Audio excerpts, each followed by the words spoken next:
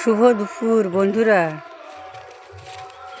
দেখুন, রৌদ্রের তাপ এতটাই বেশি, সমস্ত গাছপালা কি অবস্থা হয়েছে, ফসল সব নষ্ট হয়ে গেছে।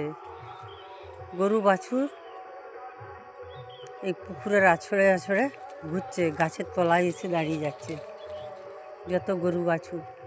মাঠ দেখুন একবারে মরুভূমি হয়ে গেছে। তিল বুনেছিল, তিল সব শুকনা হয়ে গেছে, ঘাসে ভর্তি।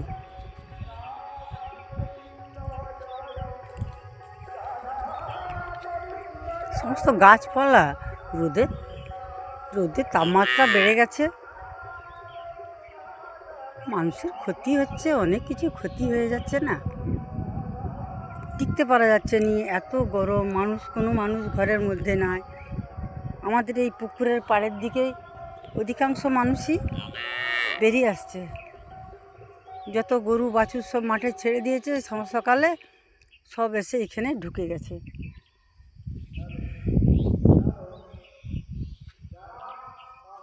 এই পুকুরের পাড়গুলো আছে বলে গরু বাছুরগুলো বেঁচে আছে। ওই চললো এসে হাজির হয়ে যাচ্ছে।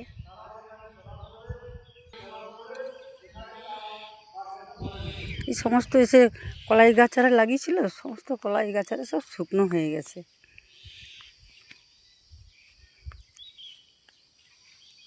অনেকে সব চাটকে যেখানে সেখানে বসে আছে। ঘরের ভিতরে একতলা ঘর, মাটির ঘর, কেউ ঘরের ভিতরে থাকতে পারছে না, বাইরে চলে আসছে। দেখুন কি অবস্থা। সামান্য আমাদের এই পুকুরটায় গরু বাছুরের গা ধোয়াচ্ছে।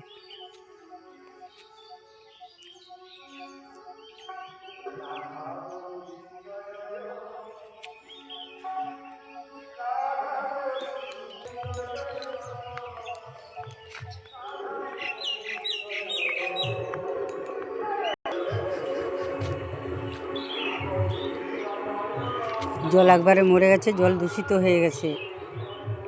এই গরু বাছুর এই জল খেলে দেখুন, এই ছাগলটাও এসে এখানে বসে গেল, ছটফট ছটফট করছে, কেমন করছে।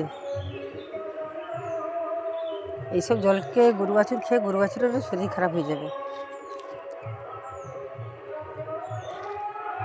ঘরের দিকে যেতে হবে, ঘরও তো সেই একা, আর তো কেউ নাই, ঘর থেকে যায়। গরমের জ্বালায় যখন খুব গরম লাগে তখন ফাঁকা দিয়ে বেরিয়েছি। প্রত্যেকটা জায়গায় দেখুন গাছের তলায় তলায় গরু, কিছু করার নেই তো।